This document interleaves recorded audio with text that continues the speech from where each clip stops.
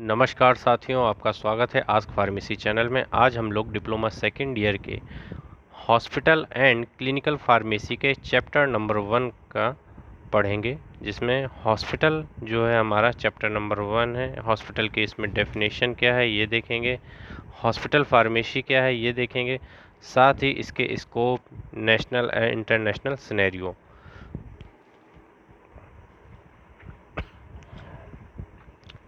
Hospital definition: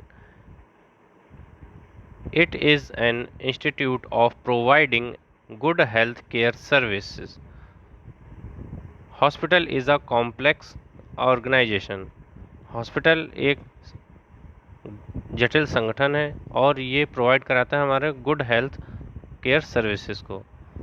hospital pharmacy: hospital pharmacy is the health care service in which comprise the art storing medicines, compounding and dispensing medicine, and medical device advising healthcare professional and patient with safe and effective use. Hospital pharmacy में रोगियों को औषधियों और दवाओं को प्राप्त करना, भंडारण करना, वितरण करना के ये कार्य करती है। हॉस्पिटल फार्मेसी में स्वास्थ्य देखभाल सेवा प्रदान करती है। Scope of hospital pharmacy: it keep a record to each supply dispensed. यह वितरित की गई चीज़ों का एक रिकॉर्ड रखता है। It inspect check the receive item and maintain the inventory record. यह प्राप्त वस्तुओं को चेक करता है तथा उनकी एक सूची रखता है। It has a record of all the narcotic drugs and alcohol receive and issued. यह सभी नशीली दवाओं तथा शराब का प्राप्त तथा जारी की गई इन सब का रिकॉर्ड रखता है। It is help in quality control. यह गुणवत्ता नियंत्रण के लिए मददगार है। It improve the general health of population. यह जनसंख्या के सामान्य स्वास्थ्य में सुधार करता है। It provide drug related information to the patient. यह ड्रग से रिलेटेड इंफॉर्मेशन को पेशेंट तक पहुंचाता है। National and international scenario of hospital pharmacy: past 10 year ago this field has undergone growth. यह पिछले 10 साल इस क्षेत्र में वृद्धि हुई है। The third largest group of health care profession in the world is pharmacist. World में स्वास्थ्य सेवा प्रोफेशनल का तीसरा सबसे बड़ा ग्रुप फार्मासिस्ट है। The pharmacist main job is to manufacturing and dispense the drug, but this role is now involve and the pharmacist playing an important role in the patient care. Pharmacist की एकमात्र भूमिका दवाओं का निर्माण तथा वितरण करना है, लेकिन अब यह विकसित होकर फार्मासिस्ट को रोगियों की देखभाल करने का महत्वपूर्ण भूमिका निभाता है। In India, a hospital pharmacist has a limited role in hospital pharmacy. Bharat में फार्मासिस्ट का एक सीमित रोल हॉस्पिटल फार्मेसी के अंतर्गत है। Pharmacist have been granted the ability to prescribe drug for some disease like in UK.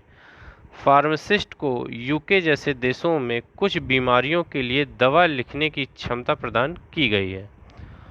Hospital pharmacist are expected to deliver high quality patient care. Hospital में pharmacist से अपेक्षा की जाती है कि वे अच्छी गुणवत्ता की देखभाल करें।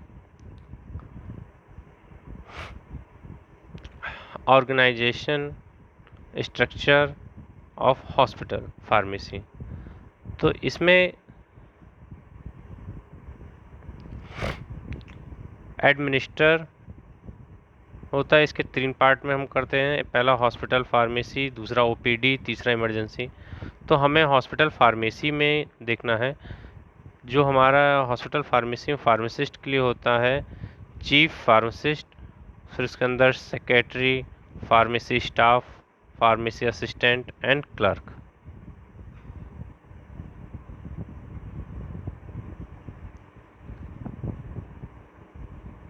ये इनके पार्ट हो जाते हैं। डिस्पेंसिंग का क्वालिटी कंट्रोल का, स्टोरेज का, मैन्युफैक्चरिंग का, क्लर्क जो उनकी इन्वेंटरी रिकॉर्ड्स रखते हैं, और क्लिनिकल ट्रायल का।